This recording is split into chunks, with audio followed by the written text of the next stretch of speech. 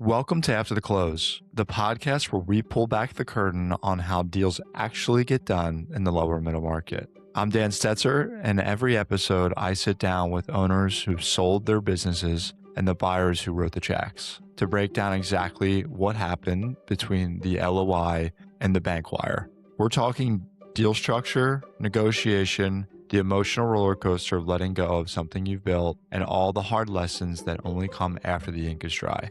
If you're a business owner who is looking to understand how other business owners have sold their business, what lessons they've learned, and how they've positioned their most important asset, this is your show. Let's get into it. Because what I did was I created a bidding process, unprofessionally or non-professionally created a bidding process amongst friendlies that were, pretty aggressive in how they price things. And they all kind of price things very similarly. And they did that because they were very familiar with the market, right?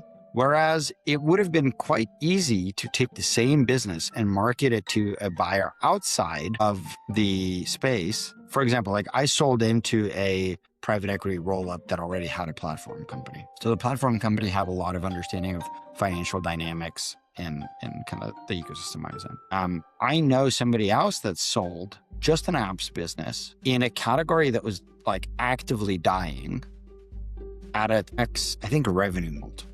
Today on After the Close, Boris Berenberg sold Atlas Authority, the Atlassian partner business he bootstrapped for 6.5 years, to a private equity roll-up in 2022. Tens of millions in lifetime revenue, high single-digit millions in ARR, the sole founder owner. And then he wrote a blog post called I Regret Selling My Startup that went viral. In this conversation, Boris walks through exactly what he'd do differently. He ran his own bidding process amongst friendly competitors, people who knew his market cold and priced him accordingly. No advisor, no competitive bidding process, and by his own math, that decision cost him millions of dollars in enterprise value that he'll never get back. But the money is only half of it. Boris also talks about the exercise he did after the sale, ranking his top 10 personal values. We get into the difference between wealth and cash flow, why he says nobody actually retires, and how he'd use AI if he was planning to sell his business today. If you're a founder anywhere near an exit, this one has all the right lessons. Let's get into it. Boris, welcome to After the Close podcast. Just want to open it up and just throw it over to you to introduce yourself and tell us a little bit about Atlas Authority that you ultimately exited. Sure. So I'm Boris Berenberg. I'm the founder of Atlas Authority. Built that for 6.5 years, I think, somewhere around there. Sold it to private equity, hung out there for 3.5 years. And I'm now building kind of an AI agent thing called Z0.ai. So people should check that out if they're looking for kind of an agent in Slack. And Atlas Authority was an Atlassian partner company, which meant that we would sell Jira and Confluence and other applications to mid-market customers, and that we would make money on kind of the transaction itself, where we would get a spread. We would also then do a variety of implementation services. And we also then built a suite of applications on top of that, grew that to over 10,000 customers and millions of end users. So all of that combined did what are the numbers that I can say? Let's say on the lower end of tens of millions lifetime revenue and the high single millions in annual revenue at the time of the sale. Yeah. Got it. And then, so you have this company, you're running it for 6.5 years at this point. At what point did you decide that you were ready to part with it? Was there a pivotal moment? There wasn't a pivotal moment per se. There was kind of this interesting thing that I would do, which is I would run a little bit of a friendly process once a year as a kind of a birthday present to myself. So by friendly process, what I mean is that I had good relationships with a lot of my competitors, as well as what I would call like adjacent players in the space, where, we didn't compete directly, but there was there was kind of a synergy, let's say, or like a natural integration path for the two businesses. And so because I was on a good basis with everybody, I would essentially create a pitch for selling the company to them, like make one shared one, and then share it with everybody and see kind of who was willing to offer what. And this allowed me to kind of understand how the market valued what I was making, as well as just kind of add a little bit of management rigor to my own annual operations, because I didn't have a board. I didn't have investors. It was 100% bootstrapped.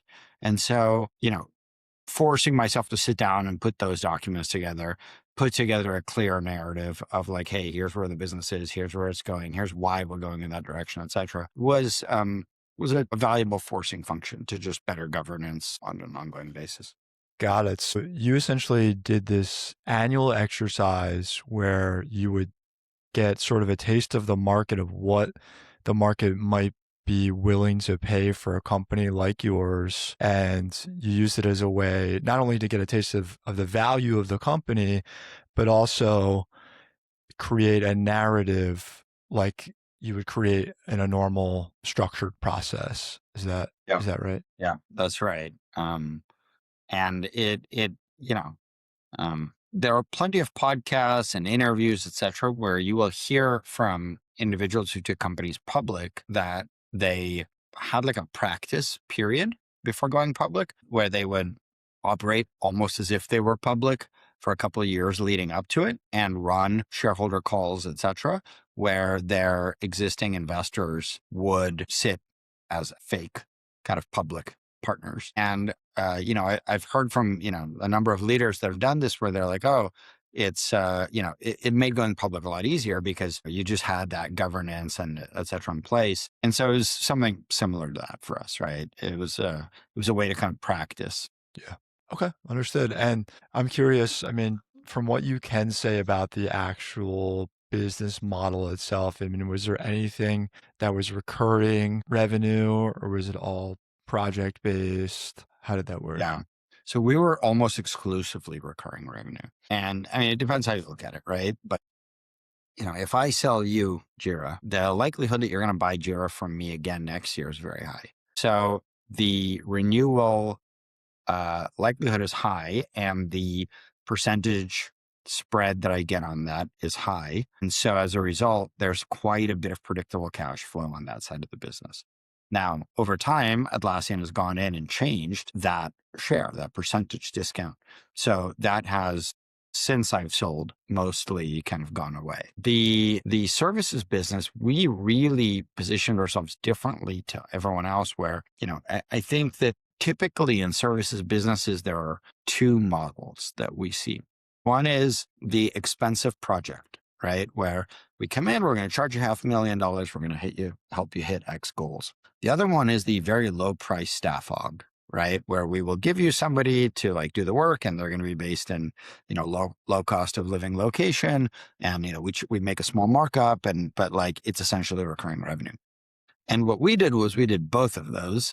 We said, hey, we're going to do staff aug, but it's going to be super expensive, right? And we essentially made the point that we only hire the best people in the world, and that you simply cannot, like, your organization would never hire them at the same hourly rate that we can pay them, but you need that level of expertise, right? So I'm going to make up some numbers here, and I'm not talking about any one individual in particular, but imagine that if we're hiring, a, really good Jira admin out there, we're paying them, let's say, $200K a year, right? And outside of tech, there are very few companies that are going to spend $200K a year on their Jira admin. But there are plenty of companies that need a really, really, really good Jira admin to like manage their in-house team or something like this, right? So then we can sell that person at $250 an hour, right? And, there's plenty of margin there to eat, into the sales and, operations, et cetera, to kind of make it all work. But, by hiring, and we really, I would say, hire maybe the top 1,000 people in the world, right? So it truly was, the best of the best at the time.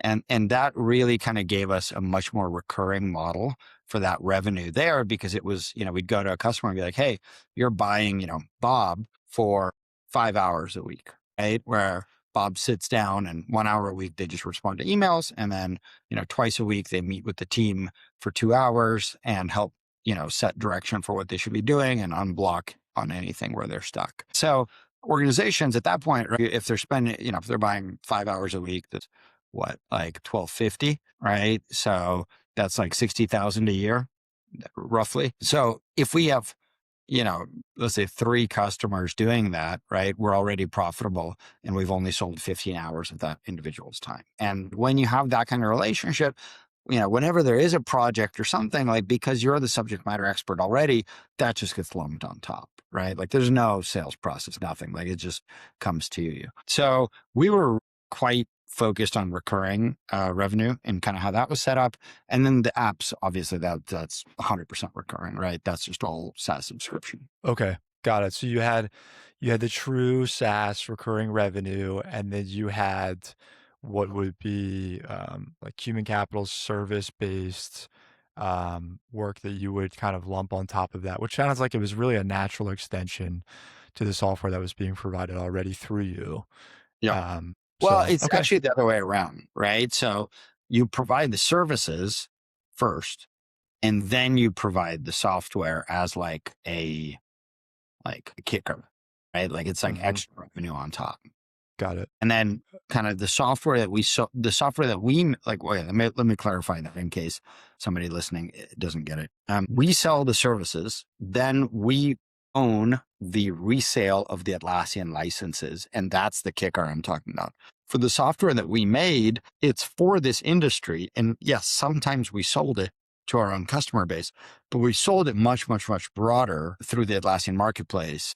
And so they're not really connected. They're in the same ecosystem, but beyond that, not really. Got it. Understood. Okay, cool. And then from like a pure just valuation standpoint, so going back to your comment earlier about how annually you would give yourself your birthday present, which was really some extra work. I don't know if anybody else would do that, but for your birthday every year you would just kind of get a taste of the market or what they would be willing to pay Yep. for your company. But did you have a specific number in mind when you would go out to the market, or how did you come to that valuation? Yeah, I mean, I definitely had a number in mind, but I wasn't going out with a number. I was going out with, hey, here are my numbers. What do you think it's worth? Right. And the numbers I got back were typically like insultingly low. And so that's why I didn't sell for many years. And then eventually when I did go to sell, I think you'd asked like what the driver of the sale was. Well, at that point I had spent 4 years working at Atlassian. I'd spent like 6+ years in the ecosystem. Running my own business. So I'd spent more than 10 years in the ecosystem. And so it was quite like, I was just done with it emotionally. So being a partner is not an easy relationship, right? Like you're making all your money because you are working in, you're playing in somebody else's pond, and sometimes they're just going to kick you and like, there's nothing you can do. And so, when you get kicked enough times, like, you don't really want to go play in the pond anymore. And that's not to say that like what Atlassian was doing was wrong, right? Like they were just trying to run their business as best as they could. At some point, like emotionally, I just was over it. And so what happened, I guess, was I'm thinking about like the best way to phrase it. The drive to sell kind of, okay, there were a few, like we have to like put things in context and time. So this was 2022. The market was ripping. I saw an opportunity to build a different business. And the thought was, if I sell this, I can build this other business and like, I will be like set to go. And so it was a combination of, I can cash out, I can move away from this thing I don't enjoy, and I can go build kind of a different business that I want to build. And so that's kind of what drove it. And then in terms of valuation, et cetera, it was kind of the same thing, right? I went out and I talked to everybody and I got, numbers back. And for better or worse, I did a really bad job of that, right? Because what I did was I created a bidding process, unprofessionally or non-professionally created a bidding process amongst friendlies that were, pretty aggressive in how they price things. And they all kind of price things very similarly. And they did that because they were very familiar with the market, right? Whereas it would have been quite easy to take the same business and market it to a buyer outside of the space for example, like I sold into a private equity rollup that already had a platform company. So the platform company had a lot of understanding of financial dynamics and kind of the ecosystem I was in. I know somebody else that sold just an apps business in a category that was like actively dying at a X, I think, a revenue multiple. Like whoever they sold it to got absolutely fleeced, right? And they did Whoa. that by selling to somebody completely outside the ecosystem. And so, you know, I look at it and I just say, well, you know, I definitely could have gotten a better price if I'd kind of run a better process. You know, you learn. Expensive lesson, but you learn. And then, I mean, I hate to bring up the elephant in the room, but you ultimately wrote an article that went sort of viral titled, I regret selling my startup. Yeah. Uh, would you mind just kind of expanding on that a little bit about, is it purely based on the numbers that you regret Yeah. selling it? I'm happy to. I mean, look, obviously I regret, you know, the numbers a little bit, but it's not the main thing, right? Like, I think, you know, and in the article, I kind of point out, I think that there's two main things that it really kind of hits, you know, still to this day, right? One is understanding the difference between the desire for wealth and the desire for financial kind of like independence and freedom, like what I would say cash flow, right? And so for me, when I had Atlas Authority, I had a huge amount of cash flow, but not a lot of wealth. And what I did was I traded one for the other. And I found out that, hey, I have a personal preference for one over the other. And that's fine. But it's one of those things that it's like, you can't know that. Like, because when you only have cash flow, you're like, oh, maybe I like wealth more, right? But it's one of those things that like, it's very easy to like talk about, and neither better or worse. It's just like some people have preference for one versus another. And I found out that my preference was the former. So that's one thing. The second thing is that, you know, I was feeling very down about selling the company very quickly after. And I felt that the reason for that had to do with my values than with, and so there were a lot of things like, so anyways, I went through this exercise around values. Basically, you take a long list of values, you figure out the 10 most important ones, throw away the rest, take those 10 most important ones and stack rank them, right? And it sounds like an easy exercise, but it's, you know, I think if you're introspective, it takes longer than you'd expect because you end up asking yourselves like, well, what's more important, friendship or love? Like you literally have to prioritize one versus another. And then you're like, okay, well, like is wealth versus health. Like, okay, well, health is more important. Okay. But like, is health more important than love? Is health more important than friendship? Where does family fit? Right. Like all these things. And so as I was working on this, I realized that like, I think it's in the blog. I'm like mixing up the details right now, but I think like the total is 10. I think of the 10, something like 5 or 6, I basically betrayed those values when I sold the company. So, you know, it's not particularly hard to understand why, you know, I could be upset kind of as a result of that. And, you know, what I've been doing since then and, you know, what I'm doing now with Zero is trying to, you know, live my life in a way that is more aligned with those values and more, you know, helpful and kind of supportive of those values. And I actively review them. Like I have a reminders thing that pops up on my phone once a week to like go and review those. And I like actively think about like, how are the decisions that I'm making in my life? How are the things that I'm prioritizing? How do those align with those values in order to like not get into that situation again where I'm betraying my own values and where I want things to go. Sure. Yeah, I think that's a great lesson. I'm curious. I mean, clearly you're a very capable guy. You're technically astute. You're a natural builder. It sounds like you did some sales at your other company. What is stopping you from going, if you do prefer the cash flow over the ocean of money, what is stopping you from going out and buying an MSP, like a managed service provider or something where you need those technical chops, buying a small business with existing cash flow, levering up some of your capital that you have? I mean, has you ever even considered that or? I have. I think my preference, like I enjoyed the product side of my last business more than the services business, which is why I'm trying to build a product business now. We have raised from wonderful investors, so I'm not interested in kind of throwing in the towel just now. I'm enjoying what I'm doing. Just before this podcast came from a customer's office, where we were discussing kind of how they're going to be using the tool and onboarding into it. So, things are going wonderfully for us. We had a competitor announce a really big fundraise the other day by buying fraudulent likes and reposts on Twitter, and then everyone called them out for it, which was very fun. It's like things are going well. I'm enjoying what I'm doing.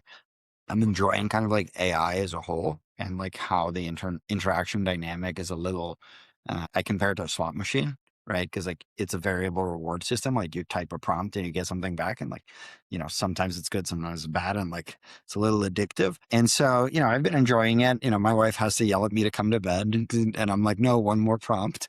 Um, that's been fun. I'll even, to your point about like MSP and services and cash flows, like I was speaking with one investor and they passed on the investment, and they said very clearly, they said, Boris, if you want to go build a services business, we'll invest in you.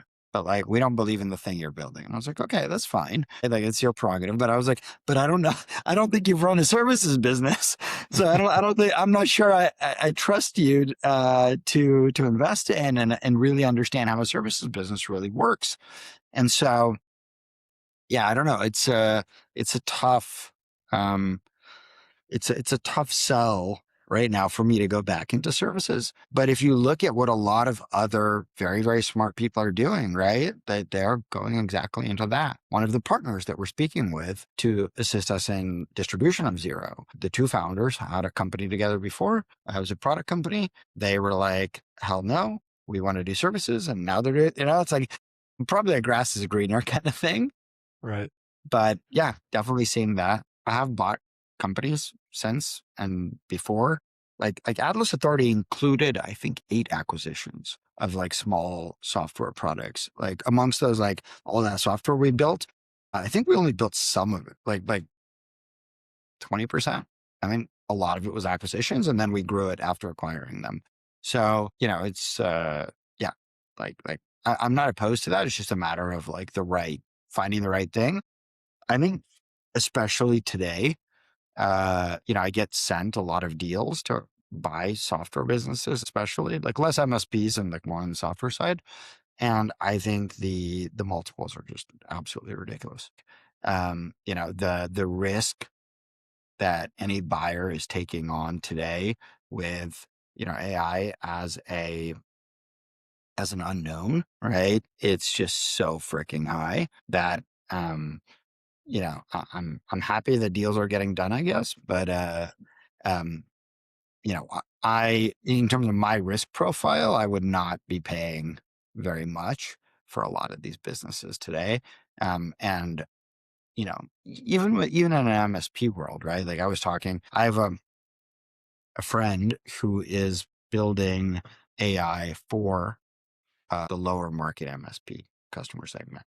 And, I was asking him, I'm like, hey, why are you doing this? Why don't you just buy an MSP, you know, deliver the service much more cost effectively, right? Take those margins and then just buy more MSPs, right? And just roll up, an AI MSP play. And he was like, well, like this, that. And it's just like, ultimately somebody's going to do that, right? And if you're doing, if you're competing in the space, ultimately it's just going to be a margin question, right? Because like if you have 2 players and one is AI enabled and one is not, like the AI enabled player will drop their price a little bit and will blow out the other one.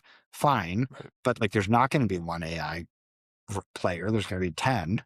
And so what are they going to do? They're just going to basically compete down on price. And so now you're running, in my mind, a token distribution business where you're doing all the sales to the end customers and you make a small skim on it. And it's just like, I think it's a tough business. I think it's a very tough business. Counterpoint, I sold my business for the wrong price. I made very, very bad financial investments. Anyone listening should take everything I say with an extremely large grain of salt. Not financial advice. I'm curious, if you were to go back and sell your business again, if you could go back in time, what are 1 or 2 things that you would do differently in terms of process? I mean, in process, I would absolutely try and hire a broker or something. Like that's just like, think that my area specifically, if somebody had, a book of a few hundred really solid, well-capitalized buyers from outside the ecosystem I was in, we're talking millions of dollars in difference in outcome. That's one thing. The other thing is I would have done much more research on just M&A and all of this stuff in advance. Unfortunately, learned it all afterwards when I was looking at buying businesses, not when I was doing the selling. That's one thing. And also just a lot more years in advance, not like when I'm ready to sell it, years and years in advance around like, how do you like structure optimally for tax, right? Like, how do you think about, like again, like what, like even things like figuring out like deal structure, right? So for example, if you have like, maybe you can negotiate a or a buyer, like you can give a note to the buyer intentionally to create cash flow for yourself as a tax optimization strategy, right? With like certain requirements that like they have to carry some form of insurance or something in case of default, blah, blah, blah, right? Like there are different strategies for structuring this. And it's like both around tax and around cash flow and around et cetera, because unless you're absolutely retiring, and look, I'm in an exited founder community, nobody actually retires. Like they all go either do philanthropy or they build another business or they absolutely lose their minds. Like nobody really retires, right? Like you don't, like, this is not how people are built, it seems like. So, and I guess the counterpoint is maybe the people that retire like are so offline at that point that we just don't see them, right? But so just figuring out like, hey, what does the next thing look like for you? Because you don't want to be going nuts, right? Like alcoholism is a thing, drug abuse is a thing, cheating and ruining families is a thing. Like, so you got to figure out what you're doing next, right? And like, I was fortunate that like, I kind of navigated all of that, ended up happily married, and it's not uncommon to see people's lives blow up after the transaction. And so just be really thoughtful about understanding what your post-exit future looks like. Yeah. No, that's a good point. I mean, I think a lot of people think about how large a financial asset that their company is. And a lot of times they spend 10, 20, 30 years building it. And they think about all the time that they invested and just how big of a asset that they've built. But I think a lot of times they don't think about all of the time that they've spent week over week, year over year in that business, and what happens when that business is no longer there. So what did you, I mean, the day after the sale, what did you do? I mean, are you a golfer? The day of the sale, we got a bottle of sparkling wine and drank that, and that was it. The next day I kept working. There was all the transition work to be done. Sure. Like just because you signed the docs doesn't mean you're done. Did you have any sort of earn-out period where you had to stay on and work as an employee? I did not, but I did negotiate a job for myself just so that I would have this thing. And that actually ended up working out really well because my next thing was going phenomenally. I had like lined up for, customers. They had about $1 million in annual spend between them from day one on a like a napkin, basically. Like there was no working product. There was like a clickable demo type thing. And I started fundraising. And then in November 2022, the market crashed and all of my prospective customers got fired or like their budgets were cut, or anyways, it was a bloodbath. And so that failed really quickly. And, yeah, I did. So at that point I was like, I didn't know what to do next. And so having that job was great, right? Because I had income, I had a health insurance plan, like I had some structure to life. And again, you watch people go off the rails, you watch people, blow all their money, you watch people get addicted, et cetera. And so, I think I'm very grateful for that. And, I had nice people to work with as well. So yeah, I think it worked out pretty well. It was also interesting because the whole deal was negotiated with me leaving essentially immediately after the transition being done. And then after it was negotiated, then I negotiated an additional job on top. So it was not like a well thought out thing. It was, again, like this everything would kind of seat in my pants doing it. Yeah. just doing everything kind of not super professionally. Great stuff. Nice. Yeah, that's about it for my end.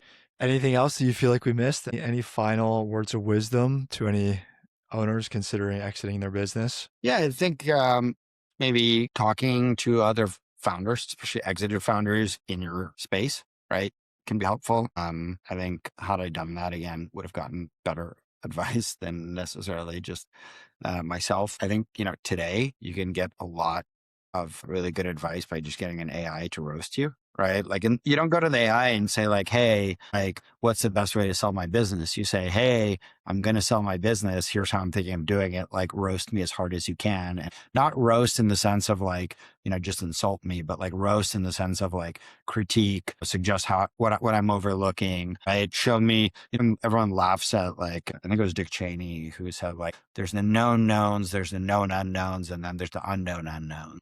Right.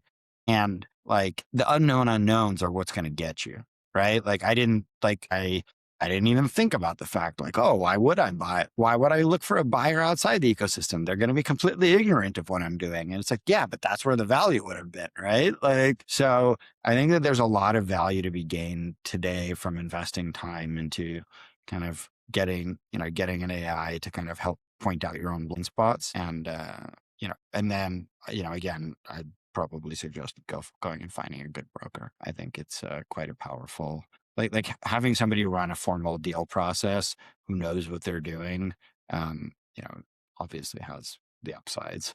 Sure. Well, that's great advice. Oh, and get it. Like, I think again, like go read the blog post, right? My personal website is nothingeasyaboutthis.com, and you can go and find the blog post there in the backlog somewhere. And I kind of mentioned there, like for me, not sale related per se, but just operating a business like this. Like I didn't, again, solo founder, bootstrapped, didn't have any investors, should have probably hired a coach, should have probably hired maybe a board, right? They couldn't fire me like a normal board could, but I could have an advisory board that would be like, hey, like maybe you don't want to do this, or like maybe you want to hire a broker or whatever, right? Like, and then, ultimately is like, do you even want to sell? Like maybe you just want to hire a CEO, right? Like I think in hindsight, like that would have been the right thing for me to do. Here we are. Yeah. So hopefully it helps a listener. Definitely. Well, thanks a lot, Boris. Appreciate the time. Have a great day. Bye. Thanks. That's a wrap on this episode of After the Close. If you're a business owner thinking about your exit, or you just want to understand how deals actually get done in the lower middle market, you're in the right place. New episodes drop every other week with real deal stories, lessons from the trenches, and the stuff nobody tells you until it's too late. Head to aftertheclosepodcast.com to catch every episode. And if this one hit home, share it with a business owner who needs to hear it. Quick note, everything you hear on this show is for informational purposes only and isn't financial, legal, or tax advice. Talk to your own advisors before making any decisions on a deal. I'm Dan Stetzer. Thanks for listening, and I'll see you on the next one.